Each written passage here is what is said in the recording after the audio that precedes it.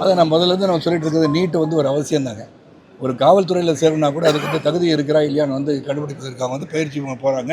அதுக்கப்புறம் அவங்களுக்கு வந்து தகுதி இருக்கா இல்லையான்னு சோதனைலாம் பண்ணுறாங்க. அப்போ நீட்டு வந்து ஒரு 2 விதத்தில் வந்து யூஸ்ஃபுல்லாக இருக்குது. கேப்டன் ஃபீயை வந்து நீங்கள் வந்து அவாய்ட் பண்ணுறீங்க, எழுதினாலும் நேரட்டாக வந்து கல்லூரியில் வந்து சேர்கிறதுக்கான வாய்ப்பு உருவாகுது. அப்புறம் இந்த போராட்டம் என்னன்னு எனக்கு புரியல. ஏன்னா ஏற்கனவே காங்கிரஸ் ஆட்சி இருக்கும்போதே 13 தடவை வந்து லீக் ஆகிருக்கு. அதுக்கப்புறம் வந்து விசாரணை பண்ணுறாங்க, விசாரணை எடுத்தாங்க, கோர்ட்டு கேஸ் போட்டாங்க, இதெல்லாம் நடந்துச்சு. இது நடக்காத சம்பவம் கிடையாது. ஆனால் இது நடக்கணும்னு நான் சொல்லலை.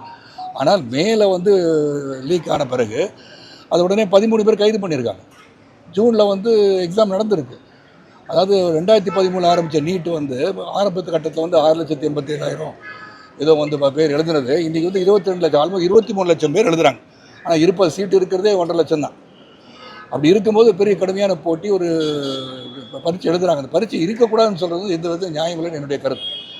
ஆனால் இந்த இது வந்து என்னென்னா, அந்த வெளிநாட்டின் சதி, இந்த சதிக்கு உட்பட்டு இளைஞர்கள் சென்று விடக்கூடாது என்று தான் நான் சொல்கிறேன். நம்மளுடைய கோரிக்கை என்னென்னா, இளைஞர்கள் வந்து எதற்காக ஒரு போராட்டம் நடக்கிறது, எதற்காக இது செய்யப்படுகிறது என்பதை உணர்ந்து செயல்பட்டால் நல்லா இருக்குன்னு சொல்கிறேன்.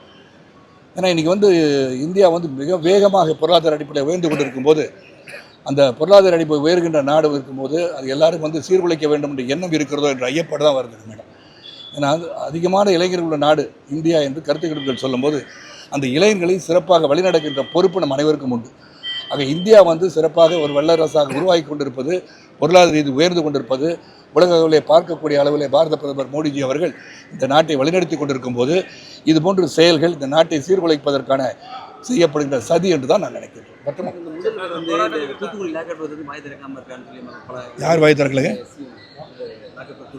அது நீங்கள் அவரை தானே கேட்கணும்.